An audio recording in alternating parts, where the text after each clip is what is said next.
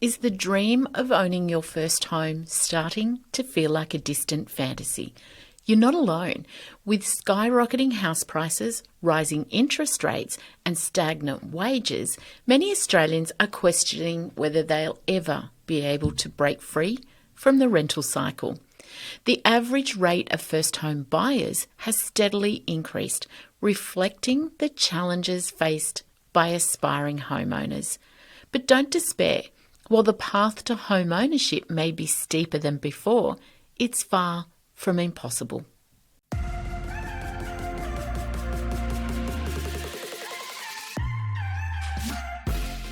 Welcome to Dollars and Dreams, the podcast designed to empower you to take control of your personal and business finance. You know, the very thought of money and finance can often send chills down your spine and stir up fear of the unknown. But let's change that narrative together. Through this podcast, my goal is to not only to provide you with useful information, but also to inspire and motivate you to take action towards your own financial goals. Let's rewrite your money story together. Hello, and welcome to today's episode of Dollars and Dreams. Today's episode is about something that is very dear to my heart at the moment, and also something that is very much part of the conversations I'm having with any of my clients here at 123 Financial Group, but also my own boys and their mates. And it is around home ownership and how it feels like a real struggle to get into the home ownership market. And as we all know, Australians are very much about owning your own home. We have one of the highest home ownership rates in the world. And owning your own home gives you a lot of security because you're not wondering if the landlord's going to put up your rent, if the landlord's going to suddenly evict you because they want to sell the house, or if your landlord is going to actually let you do things that you want to do. And for some people, owning a dog is something that's really important to them. You know, I always say I will have a dog with me all my life. I rely on my dogs for a lot of comfort when I'm stressed. You know, I sit and pat them, and I have a really calm temperament, and I credit that to my dogs. You know, my dogs are on the lounge next to me overnight, and I'm patting them or playing with them, walking them, and doing all the things that dogs bring to my life. Now, if you're renting and your landlord doesn't let you have a dog, that becomes a difficult situation. It's also, if you're renting, there is limitations on what things you can do to the house. You can't decide that you want the baby's room painted in bright pink or bright green. You need to get permission from your landlord. That you can't renovate, you can't do lots of things. So home ownership does have a lot of pluses for people. It is expensive at the moment. You know, the housing industry has continually risen, and it's getting harder and harder to get into your first home. So I understand that it is a really tough place to find yourself if you're wanting to get into the home buyer's market. The home ownership age has risen steadily over the last few years, and it is now around 35 to 36 that most people are buying their first home, which means that they're probably renting. I can't see, and I hope my boys aren't at home until they're 35, 36, but it means that you're probably in that rental cycle where you're paying rent and you're trying to save for a deposit on a house. And of course, that's a really tough cycle to be in. Don't despair that it's the only thing that you can ever do is stay within that rental market. It does make it tougher if you are trying to rent and save at the same time, because as part of the rental pricing, how it's linked to the housing market is that when the housing market goes up and interest rates go up, the landlord's repayments on their mortgage is going up. They look at the house is worth more, so therefore they put your rents up. And we've seen a significant increase in rents over the last few years for that very reason. There's lots of government incentives to help first home buyers get into the market. So reach out to mortgage brokers if you're not quite sure if you can get one of those incentives to help you get into the market. And of course, if you don't have a mortgage broker, reach out to us here at jenrichardson.co and I will get one of my mortgage brokers to get in touch with you. We can help you find out what you're doing as far as getting into the market. So you've got a strategy to get there. Sometimes when we're feeling very overwhelmed by the situation that we find ourselves in, we just throw our hands in the air and forget that we need to set goals of how we do something. And I do understand that when anybody is in the rental market trying to get into the home owners market, it can feel very overwhelming. It can feel like you're chasing your tail because as you save for a deposit, the rents go up. The cost of living's going up, everything's going up. And of course, rising interest rates reduce your borrowing capacity.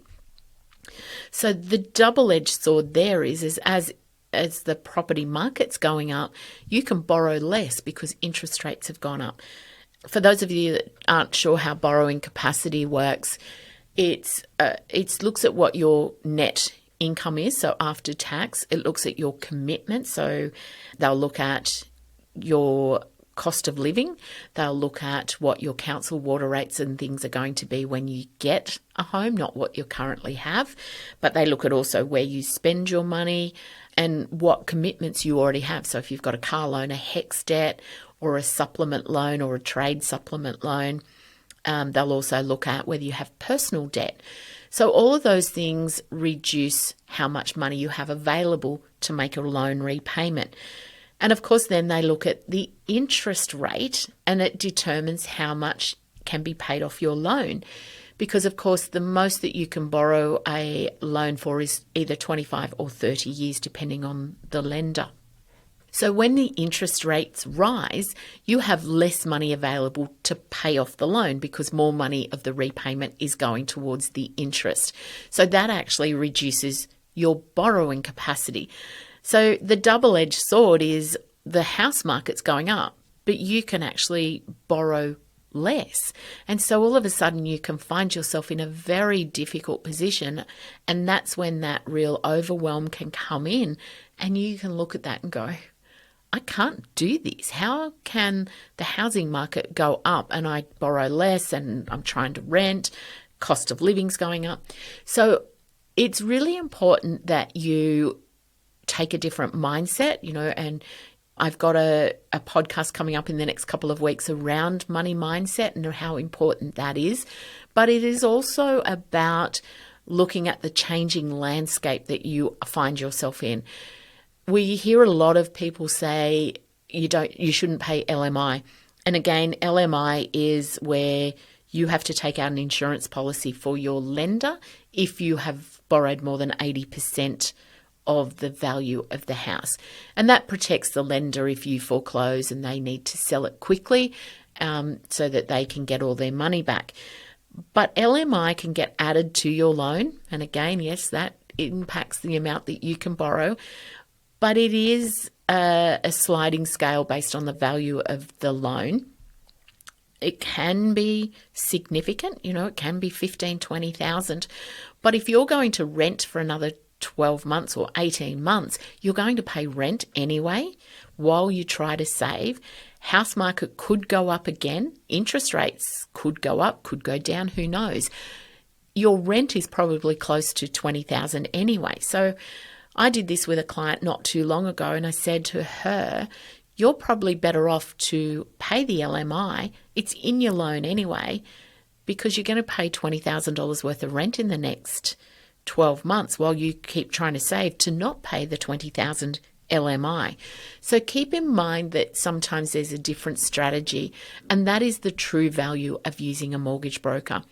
So if you're feeling overwhelmed and think that you probably can't get into the home loan market, I want to encourage you to go talk to a mortgage broker. Don't go to a lender because a lender won't look at the whole situation and certainly won't look at other lending products with other lenders. So reach out to a mortgage broker. And as I said, if you don't have one, reach out to me here at jenrichardson.co and I will put you in touch with one of my mortgage brokers. But reach out to a mortgage broker and tell them what you want and they will help you put a strategy in place. They'll give you some options of how you can get into the market. And of course, the rising interest rates, nobody has a crystal ball, so we don't know what that's going to look like in the next few years. But at least you'll have a strategy, and when you have a step-by-step process to get to where you want to go, you will feel much more in control. And of course, the other thing that I want to debunk right here is the one thing that really annoys me, and I would hear it at least once a week from people when I talk to them, is, oh, the kids these days, they're so lucky. You know, I bought my house in the 80s when interest rates were 18 and 19%. Don't listen to that. You are in a far more difficult position than those people were that bought their house in the 80s, even if they were paying the 18 and 19%. Because whilst the interest rate was high, they were buying a house for around about 3 times the average wage. So if your, let's say, average wage now is $80,000, if you could buy a house for $240,000, which is the equivalent of what they were paying in the 80s, you would buy 10 of them. Probably a bit of exaggeration there, but you certainly wouldn't be stressing about borrowing $240,000 to buy a home. So the average now is about 7 to 8 times the average wage that people are on. So you are borrowing far more money. And yes, your interest rate is lower because they're around about 6%, 6 to 7% at the moment. But even though they had a far higher interest rate, anybody buying a house now will pay more interest over the life of the loan because they're borrowing so much more. And of course, when your mortgage was 3 times your wage, you had an ability to pay it off much quicker than when it is 8 times your wage. So please, when you hear people that bought houses in the 80s say, oh, you're so lucky, and that, you know, you're only getting loans at 6 and 7, 8%, whatever it is. We were on 18, 19, 20%. You're much better off than we were. Just ignore it.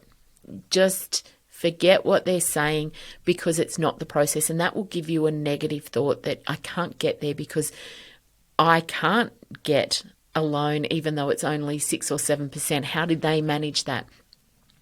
So, you know, I always say block out the noise, forget the social media, forget the people around you that are thinking they're helping you by telling you you're lucky when you're actually faced with a really steep cliff to climb.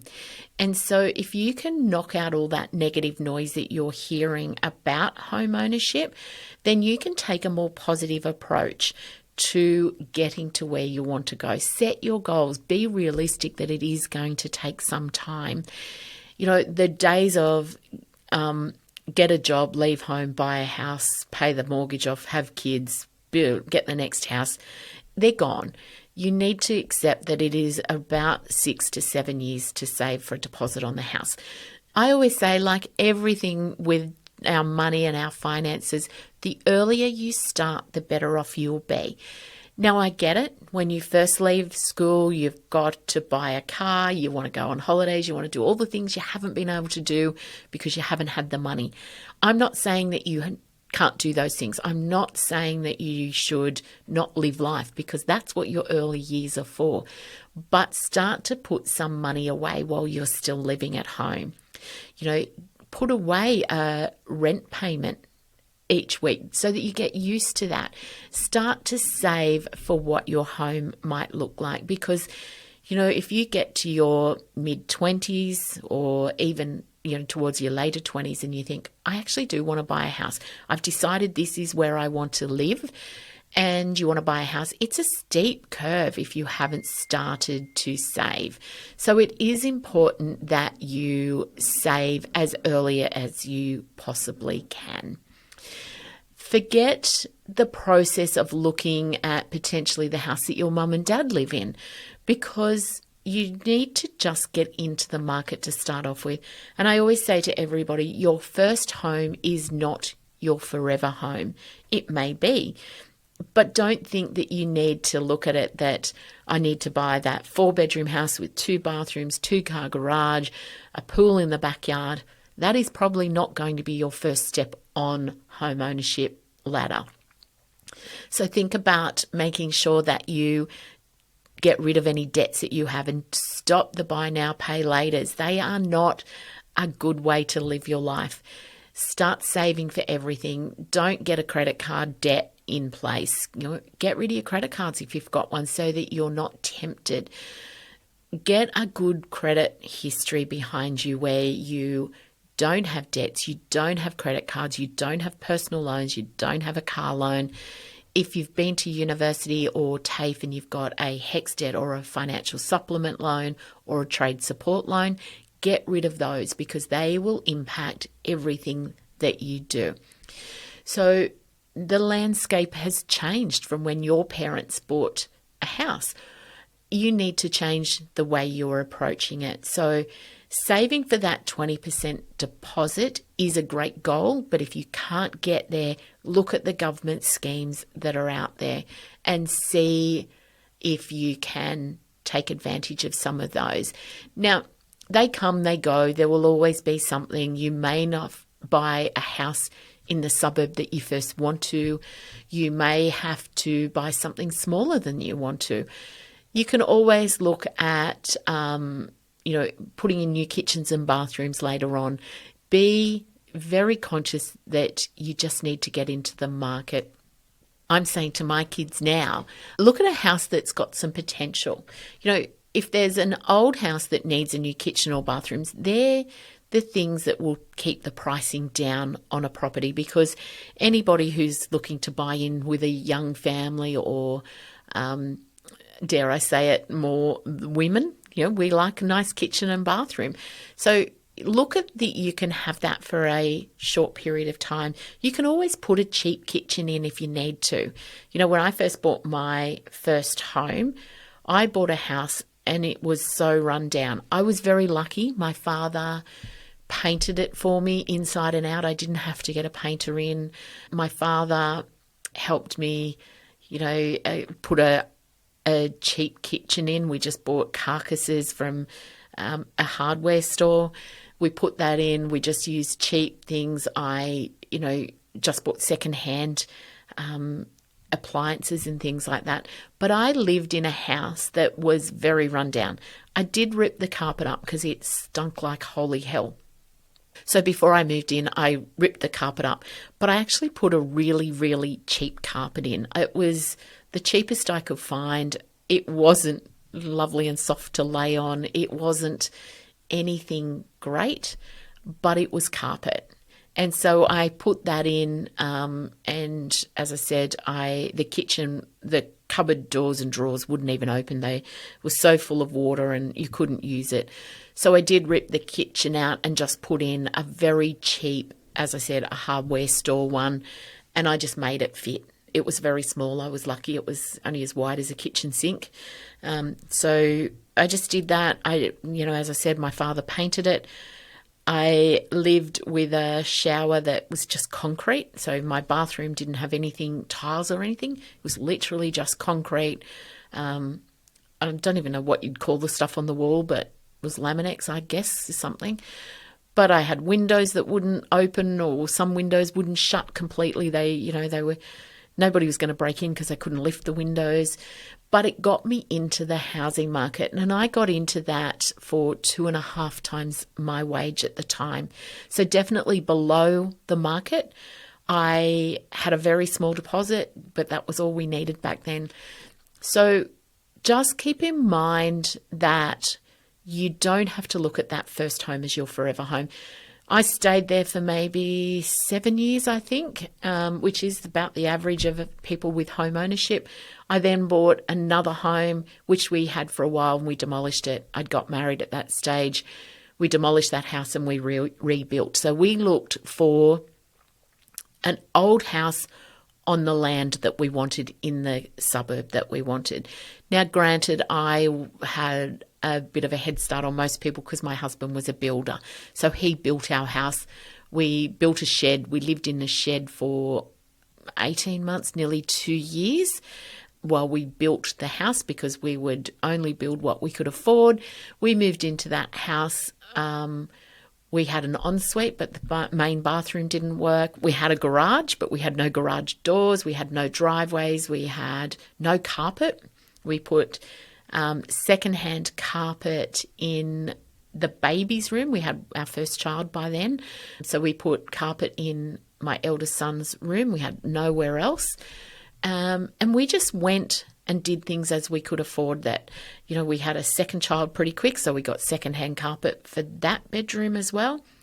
And I think we had no carpet in our house for 4 years. We had no curtains or blinds except for in the baby's rooms, and I made those curtains. So, I'm a sewer, so I could do that. But I found ways to get into the home ownership market. It doesn't take long to get on top of it. And I think you need to keep that in mind when you're thinking about your home loan. It is a struggle the first couple of years. Be very realistic about what you're going to do. Don't listen, as I said, to the social media or the people that think they're trying to help you by saying, well, it was much easier now than it was when in our day because we were paying 17, 18, 19% interest. It's not. So my key learnings are for you for today is to not give up. There is a way to do it. You've just got to put a strategy in place. Come up with your goals. Come up with your budgeting. Work out a way to put money aside every payday for your home deposit. Talk to a mortgage broker about how much you can borrow, what you need in your deposit to get you there. But also talk to your mortgage broker about the government incentives that are there that can help you get into the home market. Don't look at your first home as your forever home. Look at it. Are you buying in a suburb that you want to live in and you can fix that house up later? Or are you going to buy a house in a suburb that you don't want to live in and put up with that for a few years while you build and, build your nest egg? If your house price goes up, so does the house that you're going to buy mainly. So keep that in mind. Don't look at later on, that negative mindset that, oh God, I could have bought in the suburb I wanted to for $200,000 cheaper than I did. That house will go up, but so's the house that you're in, provided you do your research. So you should also research the suburbs that you're going to buy in. Don't buy in a suburb that's not going to have growth. Try to talk to a real estate agent that knows what they're doing. Don't get caught by the FOMO. Lots of real estate agents will tell you that, they've got 3 other people they're showing this house to this afternoon, or we've had really strong interest in this house. If you want to do it, I suggest you put a deposit down now. We've had another offer. Do you want to up your pricing and things like that? Take a very clinical view when you're buying a house.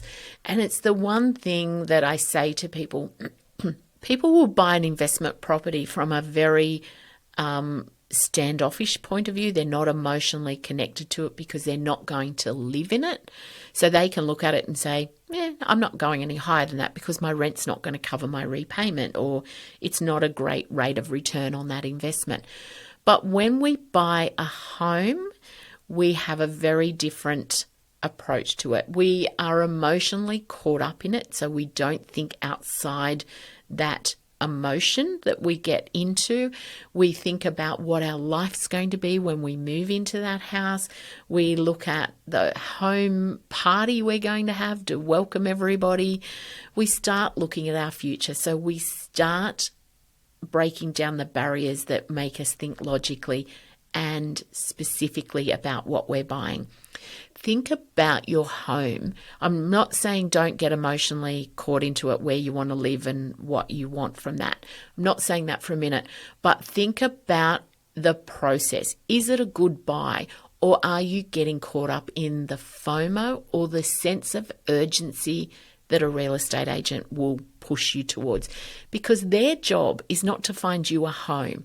Their job is to sell the home or the house for the vendor or the person that's selling it. So be very careful with how you get caught up in the emotion of buying a house. Keep a very clinical view when you're dealing with the real estate agent, that they might say, I want to make sure you're in the house that's you. You can do all of this. They're not buying you a house. They are selling a house for the vendor. So keep that in mind. Keep in mind that you don't have to buy that first home. You can do lots of looking. Do not put an offer in on a house without talking to a mortgage broker first, because the real estate agents will tell you, put an offer in, but if you haven't exchanged contracts, you can get out of it. Once you've put that money in, you are emotionally connected to it. So make sure you talk to your mortgage broker before you put an offer in, because you don't want to get to that point that you can't afford to live as well, because it is important that life is there to be lived, as well as having a house, having investments, having everything. So think about those different options and don't get caught up in the emotion of, I have to find a house, prices are going up. And I had this conversation with my eldest son the other day, and he said that. So he's saving, he's still living at home, saving for a deposit for his first home. He's got a good deposit, don't get me wrong. But for him, he surfs. He plays rugby league. All his mates are around where we live. And I said to him, he was thinking of buying a house quite a fair few suburbs away because it's cheaper out there. And he said, I'll just go and get a house out there. At least I've got a home. But my words to him were, it's going to be a 40-minute drive to the beach, a 40-minute drive back, a 40-minute drive to football training twice a week, a 40-minute drive back, a 40-minute drive to cricket training when cricket starts and the game. And then you've got everything else. Or when your mates are saying, do you want to come have a drink? You're going to go, it's 40-minute drive in, 40-minute back, cost me a fortune in an Uber. And he's only in his early 20s. And I said to him, you don't want to be out in one of those suburbs just because you could get a house cheaper, but then you're going to lose touch with your mates because you won't be going to the pub with them. You won't be going in, come around and watch the footy. You won't be going to football training. You won't surf as much. Life will be difficult because you're not doing the things that you love and enjoy. So for him, he was better off to stay at home for another 12, 18 months, maybe 2 years, and save more so that he could buy the same house but closer to everything that life is for him. So for him, the beach is his happy place. It's the place he goes to reconfigure his brain when he feels stressed or when he's uncomfortable with things or when he just wants to feel at peace. So the beach is his happy place. He needs to be in a place where he can get to that beach on a regular basis. So don't think that you have to get into the market because it'll go. And the conversation I had with him last week was, he said to me, I should have just bought 2 years ago. The pricing's gone up, 100,000 in the area he wants to buy in. He said, I should have bought a house 2 years ago. I was stupid. I said, you couldn't afford it 2 years ago. The house you want to buy will be still there. Yes, you're going to pay more, but you will have saved more and you will borrow less. So sometimes the answer is just wait. It will come. So that's my takeaways for today. It is a difficult process that you're there, but don't feel that it can't happen. It certainly can. You just have to put your goals and your strategies in place to get that home ownership. If you've got any questions about how you can save or budget or what you need to do to buy a home, please reach out to me here at jenrichardson.co, because sometimes talking to people who aren't emotionally connected to your decision making and can help you with the process that you need to do can get you to that happy place that you need of home ownership. But also don't look at it in a negative point of view that you'll never be able to afford it.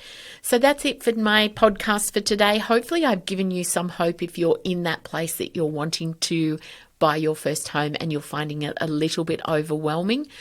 But as I said, there is a way to get home ownership and you can get out of the rent cycle if that is what you want to do. And don't forget to listen to my podcast in a couple of weeks on mindset, because this is part of what I've been talking about here, is having the right mindset in achieving what you want from your financial goals. So have a lovely week.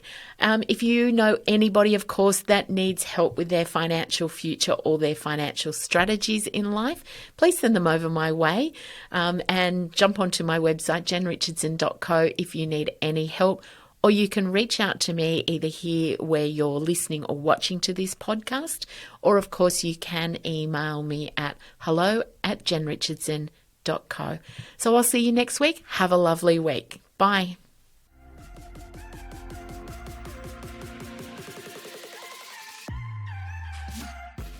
Remember, the advice shared in Dollars and Dreams is general in nature, and it does not consider your own personal circumstances. Dollars and Dreams is for educational purposes only and should not be relied upon to make investment or financial decisions. If you need more help, please reach out to a financial advisor for tailored personal advice. Don't forget to click that subscribe button so you don't miss out on future content. And please leave me a review. Your feedback really helps me to reach other people chasing their money dreams. You can find me over on Facebook and Instagram to connect with me. You will find the link in the bio, or head over to my website at jenrichardson.co, where you will find free content and learning tools.